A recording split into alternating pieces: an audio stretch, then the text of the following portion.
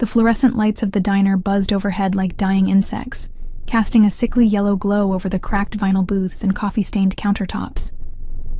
I wiped down table 7 for the third time tonight, my lower back screaming in protest, the smell of burnt coffee and grease so deeply embedded in my uniform that no amount of washing would ever get it out. My fingers were raw from scalding water and cheap detergent, my feet throbbing in shoes held together with duct tape and prayer. 3 double shifts this week, 3. And still not enough to cover rent and Emma's daycare. I tucked a strand of limp hair behind my ear, catching my reflection in the window. Dark circles under my eyes, skin pale as milk, 24 years old but looking closer to 40. When had I become invisible? When had I stopped being a person and become just another piece of furniture in this greasy nightmare? Table 3 needs refills, barked Marcus from behind the counter, not even looking up from his phone. I nodded at no one, grabbing the coffee pot with hands that trembled from exhaustion. The diner was nearly empty, just old Mr. Peterson nursing his decaf in the corner and a couple of truckers by the window. The bell above the door chimed, but I didn't look up. Another customer. Another $1 tip if I was lucky. Another person who would look right through me. I pulled my phone from my apron pocket, checking the time. 11:47 p.m. Emma would be asleep at my mom's by now, her little face peaceful, unaware that her mother was falling apart trying to keep us afloat. My thumb hovered over my messages, and I saw it. The text thread with Jenna, my only friend who still bothered to check in. "Girl, I need a distraction," I typed quickly. "Been thinking about that guy from last weekend. The one with the tattoos. Should I send him something spicy?" I bit my lip, feeling reckless. Feeling like maybe, just maybe, I deserved to feel wanted for once, to feel like something other than a walking ghost. My fingers moved faster than my brain. "I've been thinking about you all night. Can't stop imagining your hands on me. The way you'd taste. I want you so badly it hurts. Come over? I'll make it worth your while." My heart pounded as I hit send, a flush creeping up my neck. God, when was the last time I'd felt anything remotely like desire? When was the last time someone had touched me like I mattered? I shoved the phone back in my apron, a small smile playing on my lips despite everything. Maybe tonight wouldn't be completely... My phone vibrated. Once, twice, 3 times in rapid succession. Frowning, I pulled it out again, expecting Jenna's excited response or maybe Tyler's enthusiastic reply. Instead, my blood turned to ice. The message hadn't gone to Tyler. It had gone to a number I'd saved yesterday, a number I'd written down in a moment of pure chaos when a customer had left his business card with a $100 tip and instructions to call if I ever needed anything. Dante Carrera. The contact read, and below it, 3 messages that made my stomach drop through the floor. Interesting. Very interesting. Don't move. My hands shook so violently the phone nearly slipped from my grasp.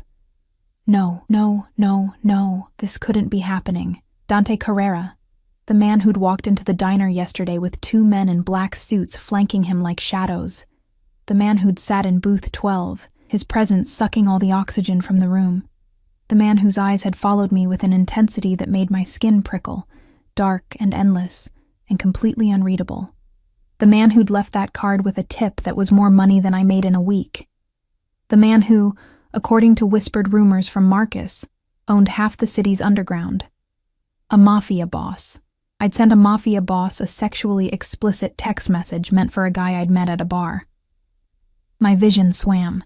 The coffee pot slipped from my nerveless fingers, shattering against the linoleum in an explosion of glass and dark liquid. The sound echoed through the empty diner like a gunshot. "Jesus Christ, Arya!" Marcus shouted, but his voice sounded distant, muffled by the roaring in my ears. I stared at my phone, watching the 3 dots appear, disappear, appear again. He was typing. Oh God, he was typing. Address? My throat closed. I couldn't breathe, couldn't think. What did I do? What the hell did I do? Another message. I can find it myself, but I'd prefer you give it to me. Then, I'm a patient man, Arya, but not tonight. He knew my name. Of course he knew my name. I'd worn a name tag yesterday, and men like that noticed everything. Men like that forgot nothing. My fingers moved on autopilot, some self-preservation instinct buried deep overriding my frozen brain. I typed out my address, watching the letters appear through a haze of panic and disbelief. What choice did I have? He'd said he could find it himself, and I believed him. Men like Dante Carrera had resources, connections, ways of discovering things that should remain hidden. The moment I hit send, reality crashed over me like a wave of ice water. What had I done? I grabbed my purse from under the counter, Marcus's protests fading to white noise as I stumbled toward the exit. The night air hit me like a slap, cold and sharp, cutting through the fog of terror. My apartment was 15 minutes away on foot. I couldn't afford a car, could barely afford the bus, but I ran anyway, my worn shoes slapping against cracked pavement. The streets were empty, pools of lamplight creating islands in an ocean of darkness. My breath came in ragged gasps, my heart hammering against my ribs so hard I thought they might crack. What would he do? What did men like him do to people who disrespected them, even accidentally? Images flashed through my mind. Things I'd seen in movies, stories I'd heard whispered in dark corners. I thought of Emma, sleeping peacefully, unaware that her mother might not come home tomorrow. Might not come home ever. Tears blurred my vision as I rounded the corner to my building, a decrepit structure with peeling paint and a front door that didn't lock properly. I took the stairs 2 at a time, my key scraping against the lock of apartment 3B before finally, mercifully, turning. I slammed the door behind me, throwing the deadbolt and the chain, useless probably, but it made me feel marginally safer. My apartment was barely more than a studio, a sagging couch, a kitchenette with appliances from the 70s, a mattress on the floor in the corner where I slept. The walls were thin enough that I could hear Mrs. Chen's television next door, thin enough that everyone would hear if I screamed. I paced the tiny space, phone clutched in my sweating palm, watching the minutes tick by. Maybe he wouldn't come. Maybe it was a joke, some sick game he played with foolish girls who didn't know better than to. A knock at the door. 3 precise raps. Almost polite. Almost gentle. But there was nothing gentle about the way my blood turned to ice, the way every muscle in my body locked tight with primal fear. Another knock. Firmer this time. Arya. His voice drifted through the thin wood, smooth as aged whiskey and twice as dangerous. Open the door. Not a request. Never a request with men like him. My hand moved to the deadbolt, trembling so badly I could barely grip it. What choice did I have? He knew where I lived. He knew where I worked. If I didn't open the door now, he'd come back. Or worse, he'd send someone else. The chain rattled as I slid it free. The deadbolt clicked. The door swung open. Dante Carrera stood in my doorway, and suddenly my hallway seemed too small, too confined to contain him. He was taller than I remembered, easily over 6 feet, with dark hair swept back from a face that could have been carved from marble. Sharp cheekbones, a jaw that looked like it could cut glass, and those eyes. God, those eyes. Dark as sin and twice as tempting, fixed on me with an intensity that made my knees weak. He wore a black suit that probably cost more than 3 months of my rent, the fabric molding to his frame in a way that suggested both power and violence held carefully in check. No tie, the top button of his white shirt undone, revealing a glimpse of tanned throat. A gold watch caught the hallway light, glinting with each minimal movement. Behind him, I could see 2 figures in the stairwell, dark shapes that radiated menace even in stillness. "May I come in?"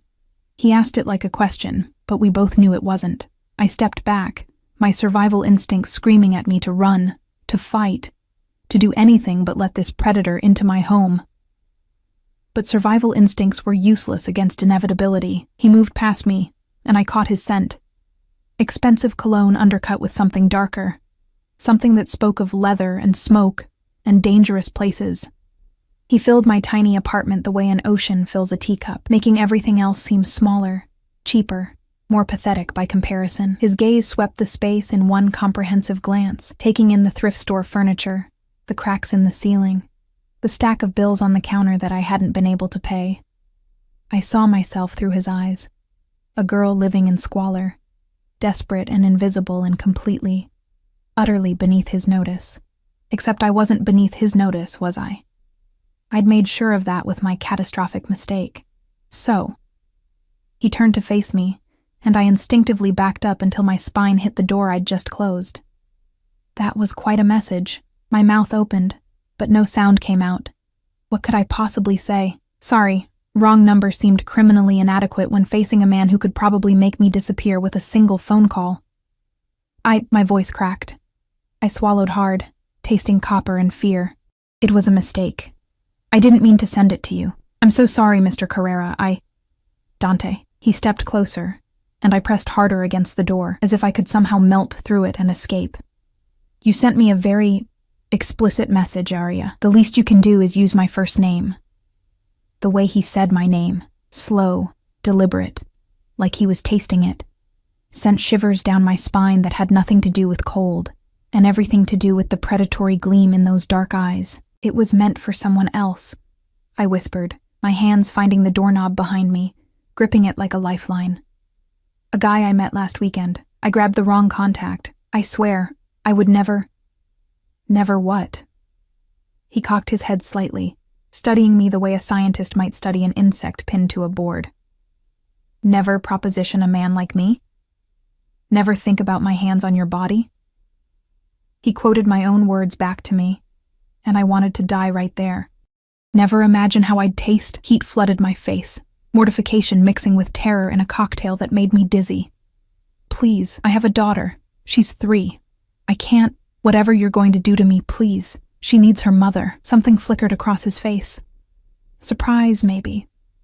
Or something darker I couldn't name. He stopped advancing, standing in the center of my pathetic living room, hands sliding into his pockets with casual grace.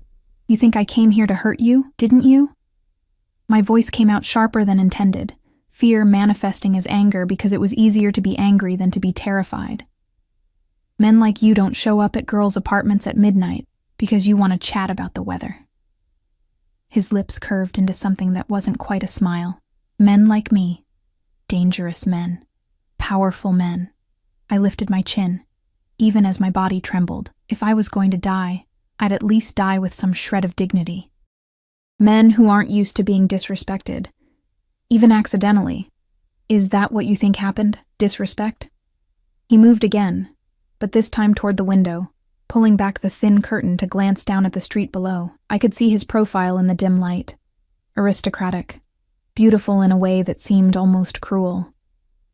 Tell me about this man, the one you meant to send that message to. The question caught me off guard. What? Tyler, wasn't it? He let the curtain fall, turning back to me. I assume that's who you meant to proposition at... He glanced at his watch. Nearly midnight on a Thursday. I stared at him. How did he know Tyler's name? Had he already looked into my phone, my life? I don't see how that's relevant, I managed. Humor me. It wasn't a request. I wrapped my arms around myself, suddenly aware of how I must look. Cheap uniform stained with coffee, hair falling out of its messy bun, exhaustion etched into every line of my face. Next to him, I was nothing. Less than nothing. I met him at a bar last weekend. My friend Jenna dragged me out. We talked, exchanged numbers. That's it. I paused.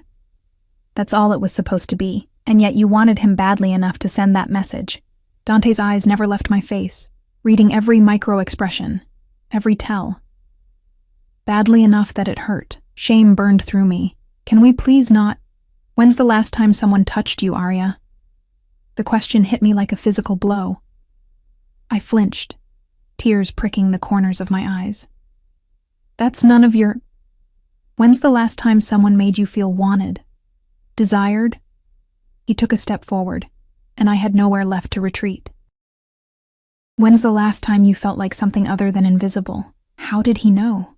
How could he possibly know the exact words that had been running through my head for months, maybe years? Stop. My voice broke. Please, just whatever you want, whatever I need to do to make this right, just tell me. But stop looking at me like that. Like what? Like you can see inside me. A tear escaped, trailing hot down my cheek, like you know things you shouldn't know. He was closer now, close enough that I could feel the heat radiating from his body, could see the flecks of gold in those dark eyes, close enough to kill me if he wanted to. "I do see inside you," he said softly, and there was something almost gentle in his tone that scared me more than threats would have. "I see a woman who works herself to exhaustion for a daughter she loves more than life. I see someone who's forgotten what it feels like to be touched with anything resembling tenderness. I see someone who's so starved for connection that she'll reach out to strangers in bars, hoping they'll make her feel alive again." Another tear fell, then another. I couldn't stop them now. "I see you, Arya. Every part of you." His hand lifted, and I tensed, but he only brushed a tear from my cheek with his thumb. A touch so gentle it broke something inside me. "That message you sent? That wasn't a mistake. Not really." "Yes, it was. It was a message from your subconscious, telling you what you really wanted." His thumb traced my cheekbone, and I shuddered. "Not some forgettable boy from a bar. Someone who could see you. Someone who could make you feel, you're insane," I whispered. But I didn't pull away from his touch. Couldn't. "Maybe." His smile was dark, dangerous. "Or maybe I'm the only person who's been honest with you in years." My phone buzzed in my apron pocket, making us both freeze. With shaking hands, I pulled it out. A text from my mother. "Emma's fine. Sleeping like an angel. Don't worry about picking her up early tomorrow. You need rest, baby girl." The irony wasn't lost on me. Here I was, standing in my apartment with a Mafia boss's hand on my face, and my mother was telling me to rest. "Your daughter's name is Emma, not a question." He'd already known. "Don't." I finally found the strength to step back, breaking contact. "Don't you dare bring my daughter into whatever this is." "This?" He lowered his hand but didn't retreat. "What do you think this is?" "I don't know." I wrapped my arms tighter around myself, a pathetic shield against his intensity. "A game? Some twisted way to punish me for the text?" "No game." His expression hardened slightly. "And no punishment. At least not the kind you're imagining." "Then what do you want from me?" The question hung in the air between us, heavy with implications I wasn't ready to examine. Dante studied me for a long moment, and I could practically see the calculations running behind those intelligent eyes. "Yesterday, when I came into that diner, do you know what I saw?" I shook my head mutely. A woman who moved through the room like a ghost, serving coffee, cleaning tables, existing in a space that should have been beneath my notice. He paused. "But you weren't beneath my notice. Because when you brought me my coffee, your hand shook, just slightly. And when you set it down, you looked at me, really looked at me, for exactly 3 seconds before you remembered you were supposed to be invisible." My heart hammered. I'd thought I'd been so careful yesterday, so controlled. In those 3 seconds, I saw something I haven't seen in a very long time. Recognition. Not of who I am or what I do. You didn't know any of that then. But recognition of danger, of power. He took another step closer, and this time, I didn't back away. "You knew I was a predator, and something in you responded to that. That's not— Don't lie to yourself, Arya. Not anymore." His voice dropped lower, intimate. "You sent me that text because some part of you wanted this. Wanted me to come here. Wanted to see what would happen if you stopped being invisible for just one night." "No." But even I could hear how unconvincing it sounded. "Yes." He was so close now I could feel his breath on my face. "And now I'm here. So what are you going to do about it?" My back hit the door again, and I realized I'd been retreating without noticing. He caged me in, one hand braced against the wood beside my head, his body a wall of heat and barely contained violence. "I could ruin you," he murmured, and it should have sounded like a threat, but somehow it sounded like a promise. "One phone call, and you'd never work in this city again. Another call, and your apartment building would change ownership. New owner might not be so forgiving about late rent." Terror spiked through me, cold and sharp. "But I'm not going to do that." His free hand came up, fingers threading through my hair, tugging gently until I was forced to look up at him. "Do you know why?" I couldn't speak. could barely breathe. Because you're mine now. The words were soft, almost tender, but there was steel underneath, possession. The moment you sent that text, accidentally or not, you became mine. And I take care of what's mine. I'm not... I started to protest, but his thumb pressed against my lower lip, silencing me. Yes, you are. You just don't know it yet. He leaned in, his lips nearly brushing my ear, but you will. Then he was gone, stepping back, the sudden absence of his presence like a vacuum that left me gasping. He straightened his suit jacket, composed once more, the predator sliding back behind the civilized mask. Go to sleep, Arya. You have work tomorrow. He moved toward the door, and I scrambled out of his way on instinct. Oh, and one more thing. He paused in the doorway, turning back to look at me with those fathomless dark eyes. Delete Tyler's number. You won't be needing it anymore. Then he was gone, the door clicking shut behind him with a finality that echoed through my bones. I stood there, trembling, my mind trying desperately to process what had just happened. My phone buzzed again, a new message from an unknown number that I somehow knew was him. Sweet dreams, Piccola. I'll be thinking about all the things you promised in that text. Soon, you'll deliver on every single one. I didn't sleep. How could I, with his words echoing in my head like a dark lullaby? You're mine now. The sheets tangled around my legs as I tossed and turned on my mattress, watching shadows crawl across the ceiling, seeing his face in every dark corner. By the time my alarm shrieked at 6 a.m., I felt like I'd been hit by a truck. My eyes were gritty, my body aching, and my mind kept replaying the way he'd touched my face. So gentle it had hurt worse than violence would have. I couldn't go to work. I couldn't face the diner, couldn't pretend everything was normal when my entire world had tilted sideways in the span of one catastrophic text message. But I also couldn't afford to miss a shift, not with rent due in 5 days and Emma's daycare payment already a week overdue. The uniform smelled like grease and desperation as I pulled it on, my hands still shaking. I caught my reflection in the bathroom mirror, pale, hollow-eyed, looking even more like a ghost than usual. Perfect camouflage for someone who wanted to disappear. Maybe if I was invisible enough, he'd forget about me. Maybe last night had been some twisted game, and now that he'd scared me sufficiently, he'd move on to more interesting prey. The thought should have brought relief. Instead, it brought something uncomfortably close to disappointment. I shoved that feeling down deep, grabbed my purse, and headed out into the gray morning light. The bus ride to the diner took 45 minutes. Every minute an eternity of anxious thoughts. Would he come back? Would he send someone? What did your mind even mean to a man like him? The diner looked the same as always, tired, worn, forgotten by time and progress. I pushed through the door, the bell chiming its familiar greeting, and immediately felt Marcus's disapproving glare from behind the counter. You're late. I glanced at the clock. 6:58. My shift started at 7. 2 minutes isn't... Late is late. And you broke a coffee pot last night. That's coming out of your paycheck. Of course it was. I bit back the sharp response on my tongue and headed to the back to stash my purse. No point arguing. Marcus had been looking for reasons to dock my pay since I'd turned down his creepy advances 3 months ago. The morning shift crawled by in a haze of coffee refills and scrambled eggs, my body moving on autopilot while my mind remained trapped in last night. Every time the bell chimed, my heart jumped. Every dark-haired man who walked through the door made my breath catch. But none of them were him. By noon, I'd almost convinced myself it had been a fever dream. Some stress-induced hallucination brought on by exhaustion and desperation. Men like Dante Carrera didn't show up at the apartments of nobodies like me. They didn't touch our faces and call us theirs. They didn't. The bell chimed.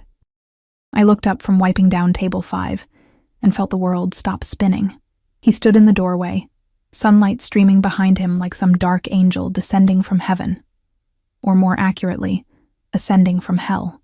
Same expensive suit, different color.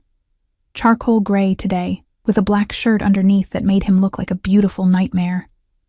His 2 shadows flanked him as before, silent sentinels in matching suits, but it was his eyes that pinned me in place. Those dark, knowing eyes that found me instantly across the crowded diner as if he'd known exactly where I'd be standing. A small smile curved his lips. Predatory. Possessive. Mine, that smile said. My rag dropped from nerveless fingers, hitting the floor with a wet slap that seemed obscenely loud in the sudden silence. Because the diner had gone quiet, every conversation dying, every head turning to look at the man who radiated danger like other people radiated warmth. Even Marcus had gone pale behind the counter, recognition and fear warring on his face. Dante moved through the space like he owned it. And maybe he did. Maybe he owned everything in this city and I'd just been too naive to realize it. He headed straight for booth 12, the same one he'd occupied yesterday.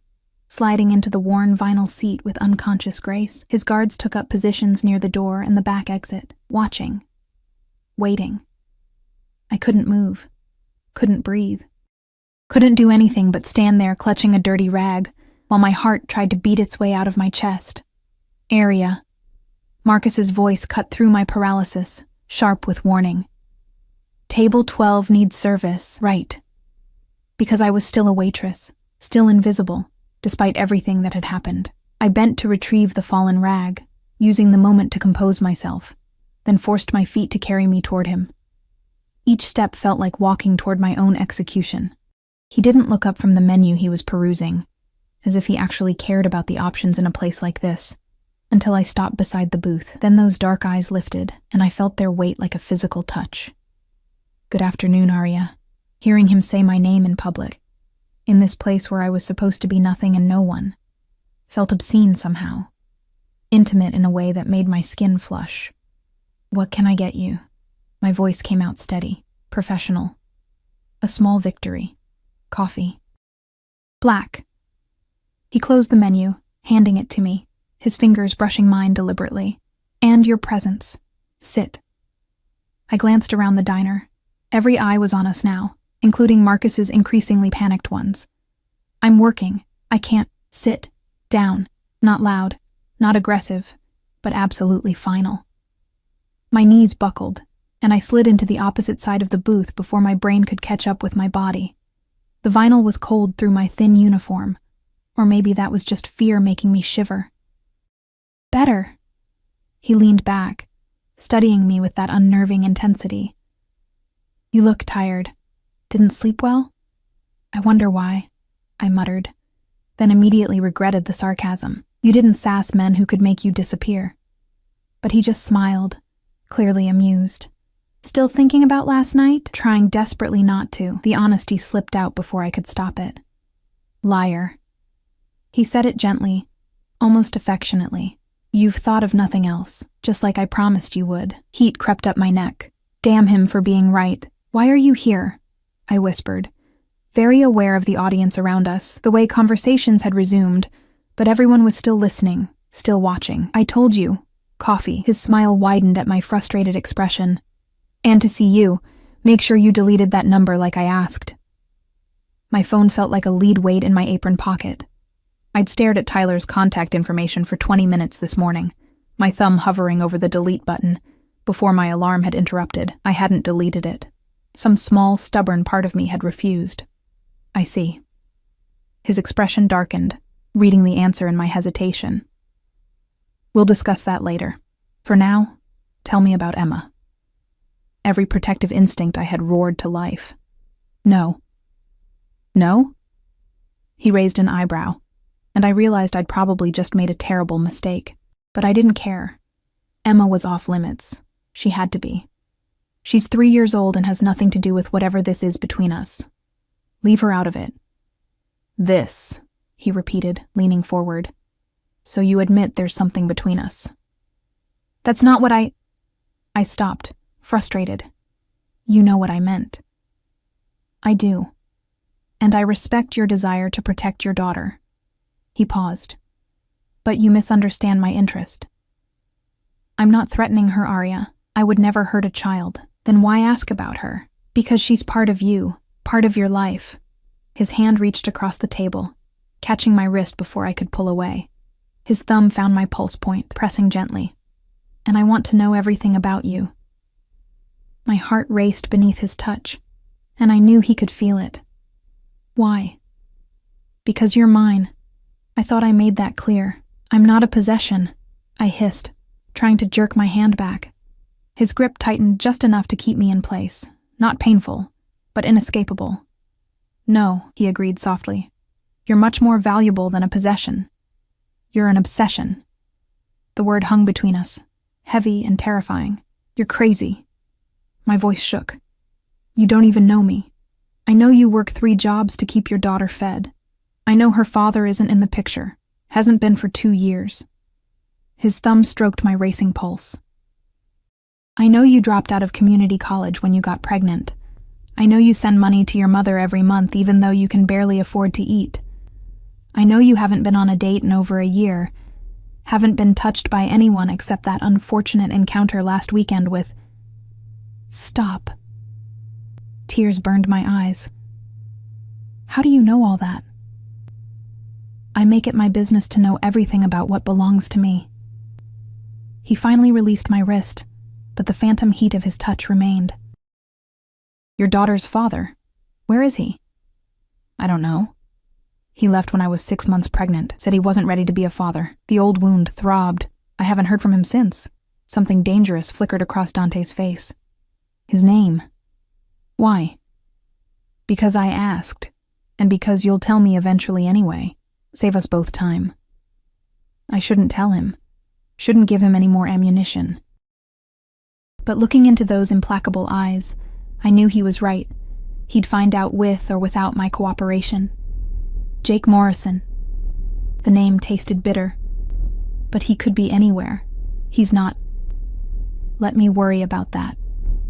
Dante's smile returned, but it wasn't comforting. Any other men I should know about? Besides the unfortunate Tyler? There's no one. There hasn't been anyone. Why was I telling him this? Why did it feel like a confession? Good. He stood suddenly, pulling out his wallet and dropping several $100 bills on the table. That's for the coffee I won't be drinking and for your time. Take your break. We're leaving. What? No, I can't just...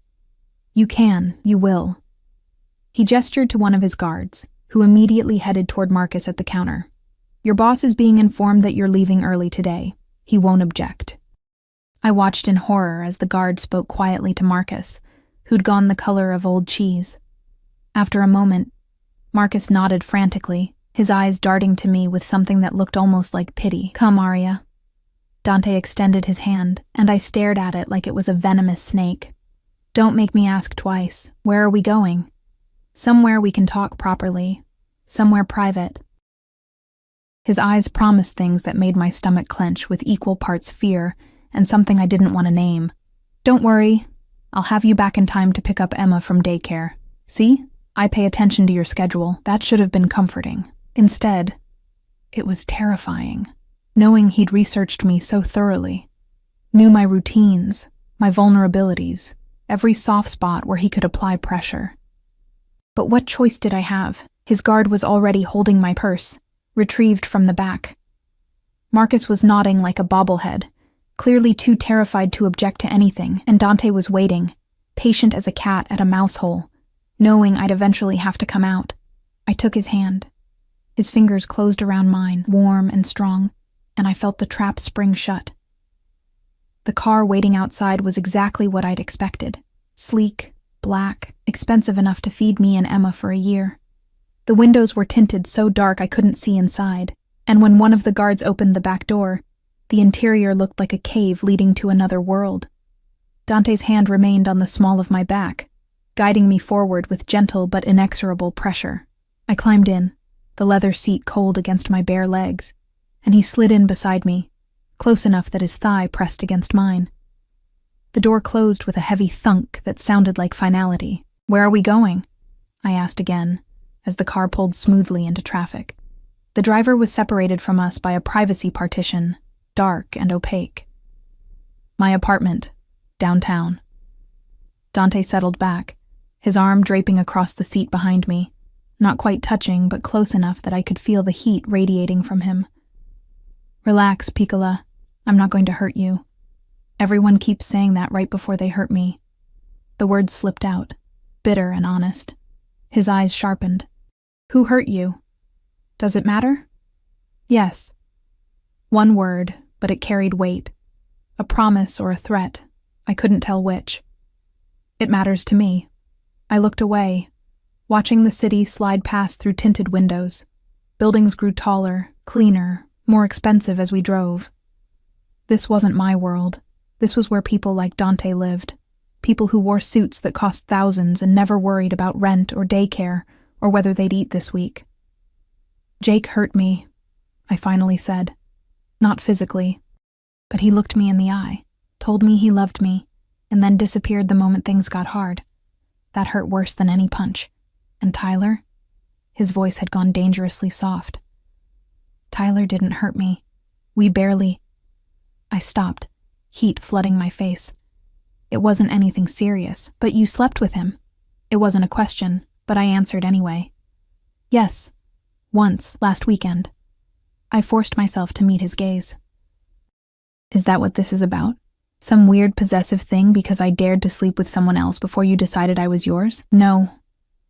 His hand moved from the seat to my hair, fingers threading through it with surprising gentleness. This is about the fact that you were so desperate to feel something, anything, that you let some stranger touch you, that you sent him that message, hoping he'd make you feel alive again. I tried to pull away, but his grip tightened, holding me in place. And it didn't work, did it? He leaned closer, his breath warm against my ear. He touched you, and you felt nothing. Empty. Maybe even more invisible than before. A sob caught in my throat because he was right. God help me, he was right. Tyler had been perfectly nice, perfectly adequate, and I'd felt absolutely nothing, just going through motions, pretending to feel something I didn't. Wishing I was home with Emma instead. How do you know that? I whispered. Because if he'd made you feel the way you needed to feel, you wouldn't have sent him that text. You wouldn't have been looking for more. His lips brushed my temple, and I shuddered. You would have been satisfied, but you weren't. You were still hungry. Stop. But I didn't mean it, and we both knew it. I can give you what you need, Arya. What you've been craving. His hand slid from my hair to my throat, not squeezing, just resting there, possessive and warm. All you have to do is stop fighting and let me. The car slowed, then stopped. We'd arrived at a building that scraped the sky, all glass and steel and wealth beyond imagining. The guard opened the door, and Dante released me, climbing out and extending his hand. I stared at it, knowing this was a choice. I could refuse, could demand he take me back to the diner, back to my safe, miserable, invisible life. But I took his hand anyway. The lobby was marble and gold, with a doorman who nodded respectfully as we passed. The elevator required a keycard, which Dante produced from his jacket. We rode up in silence, and I watched the numbers climb, 30 floors, 40, 50. The penthouse, of course. When the doors opened, they revealed an apartment that wasn't really an apartment at all. It was a palace. Floor-to-ceiling windows overlooked the city, making me feel like I was floating above the world. Modern furniture in blacks and grays, artwork that probably cost more than my life. Everything clean and expensive and utterly soulless. It's not much, Dante said, and I almost laughed at the absurdity, but it serves its purpose, which is what? Intimidating poor girls? No. He moved to a bar cart near the windows, pouring amber liquid into 2 crystal glasses. Keeping me safe. These walls are reinforced. The windows are bulletproof. Every entrance is monitored. In my world, you don't survive without precautions. He handed me a glass, and I took it automatically, staring at the expensive whiskey like it might contain answers. You keep talking about your world, I said, but you never actually say what that means. You know what it means. You knew the moment you saw me yesterday. He took a sip, watching me over the rim of his glass. You felt it, the danger. You're a criminal. Saying it out loud made it real, terrifying. I'm a businessman who operates outside traditional legal frameworks. He smiled at my expression. But yes, if you want to simplify it, I'm a criminal. Does that scare you? Yes. Good, it should. He set down his glass and closed the distance between us, taking mine and setting it aside too.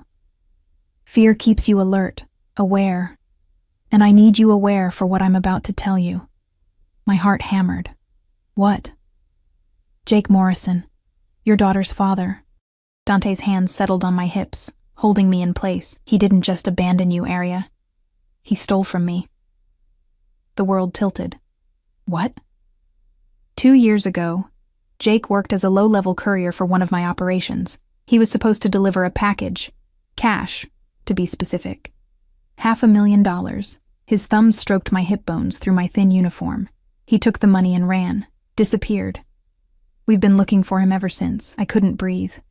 Couldn't process what he was saying. No, Jake he worked construction. He told you he worked construction. He lied. Dante's voice was gentle, almost apologetic. He lied about a lot of things, I imagine, including how he felt about you. Tears spilled down my cheeks, hot and unstoppable. Why are you telling me this? Because I found him 3 days ago. His hands tightened on my hips, and because you need to understand that the moment I connected you to him, everything changed.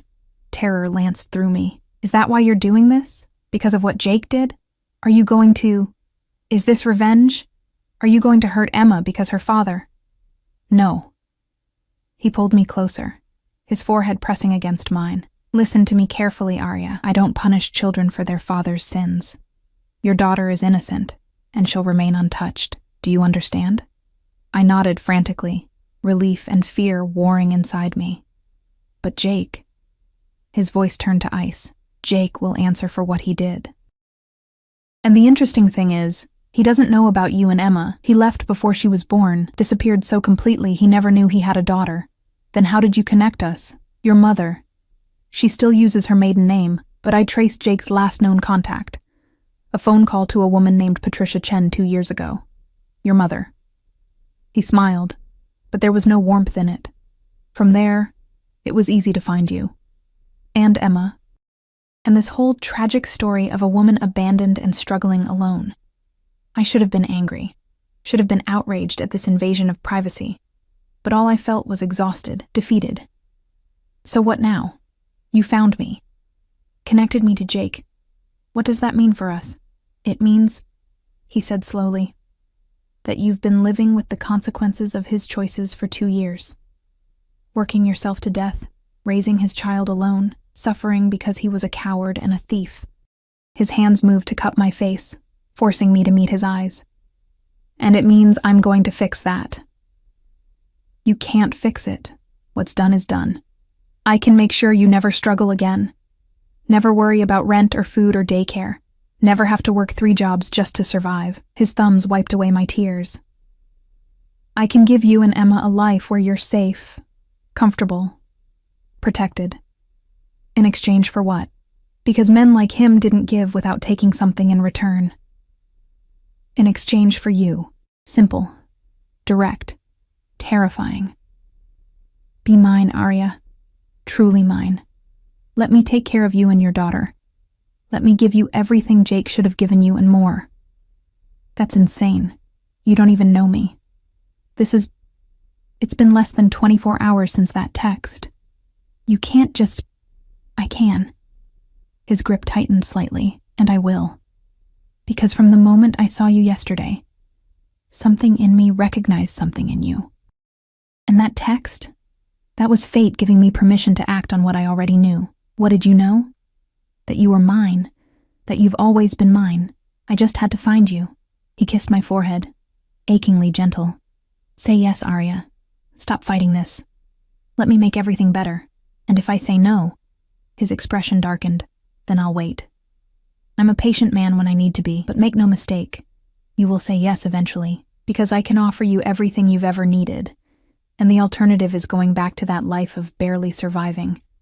Always one crisis away from disaster. He was right. And I hated him for it. Hated that he'd found the exact pressure point.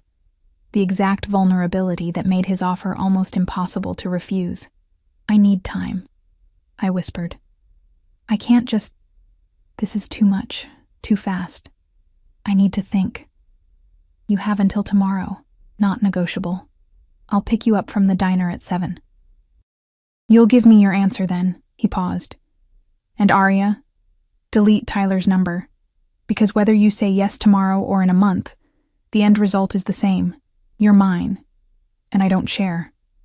He kissed me then, not gentle like his other touches, but claiming, possessive, his mouth on mine with an intensity that stole my breath and my thoughts, and everything that wasn't the taste of him, the feel of him, the overwhelming presence of him consuming every sense. When he finally pulled back, I was dizzy, clinging to his shoulders just to stay upright. That's what it feels like, he murmured against my lips. That's what you've been missing. That's what I can give you every single day for the rest of your life. Then he stepped back, straightening his jacket, composed once more while I stood there trembling and undone.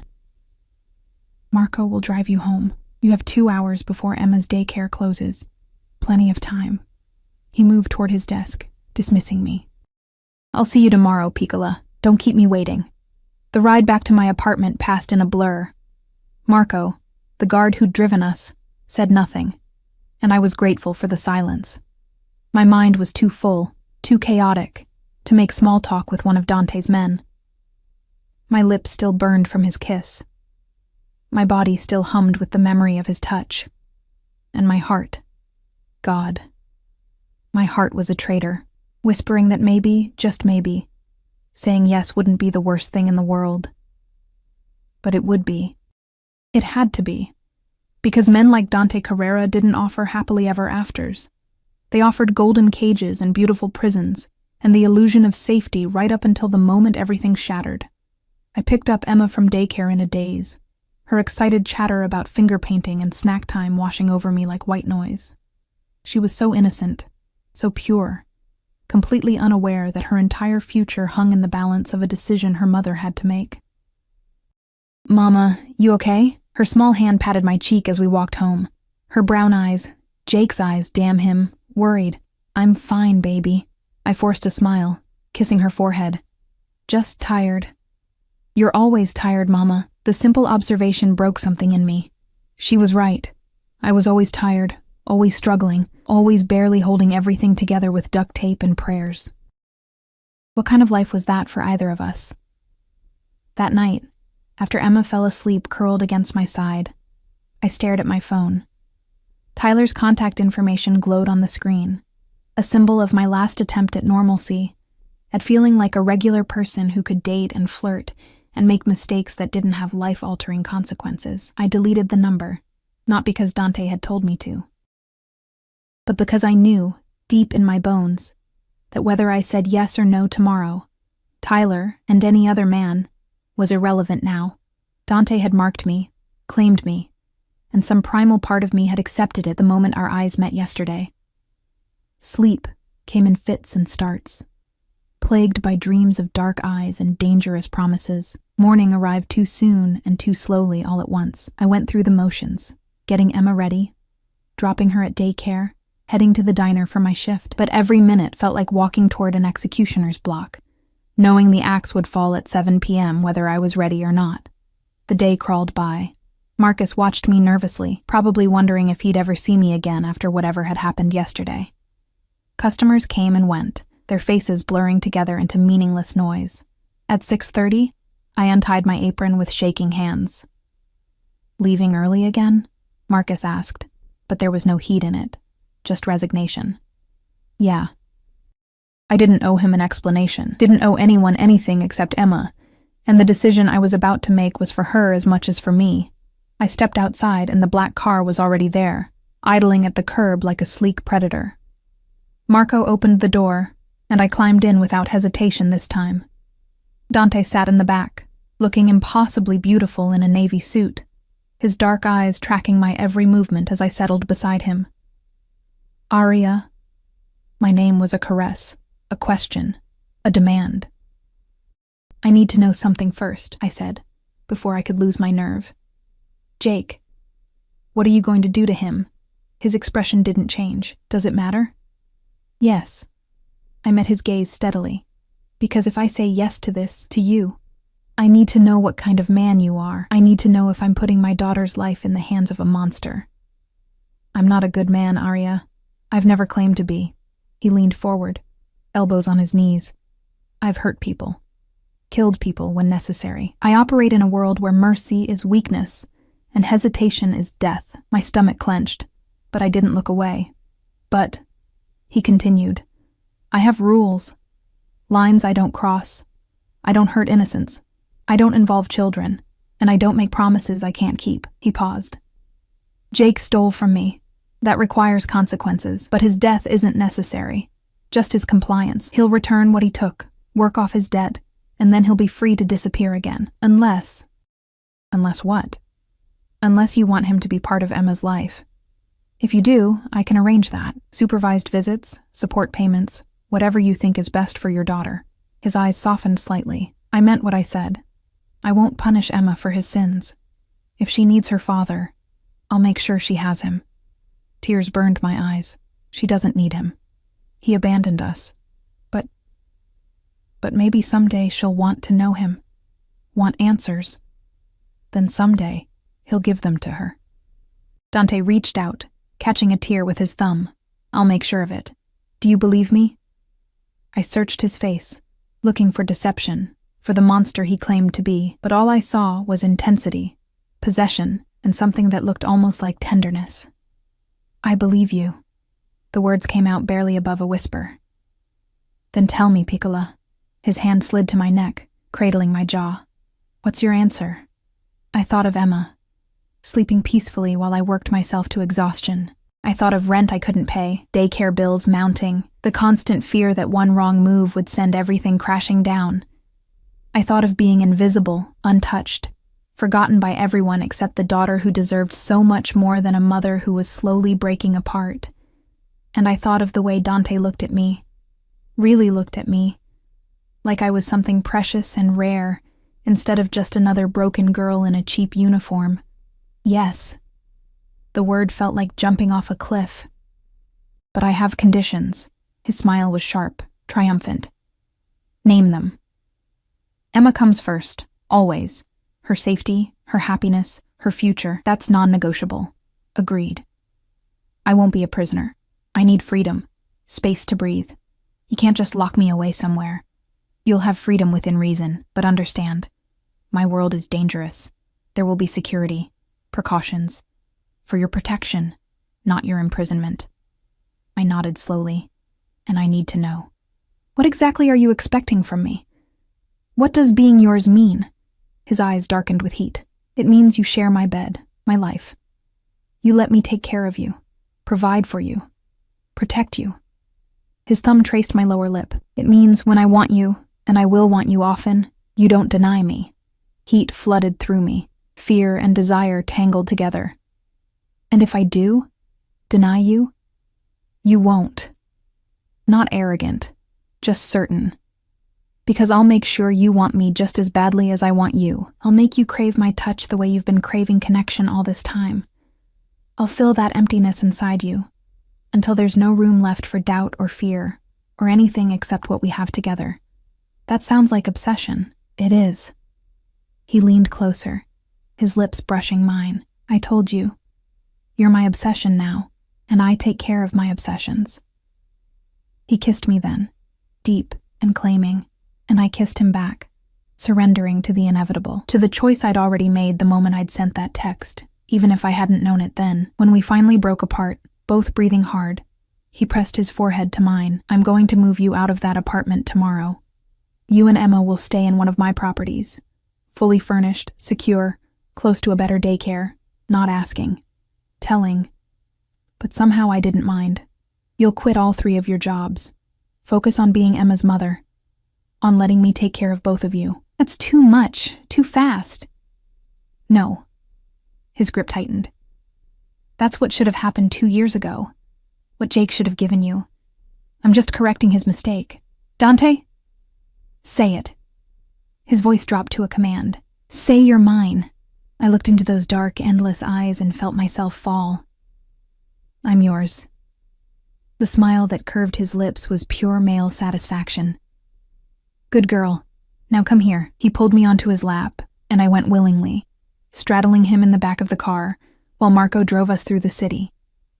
His hands roamed my body, possessive, hungry, claiming every inch of me through my cheap uniform.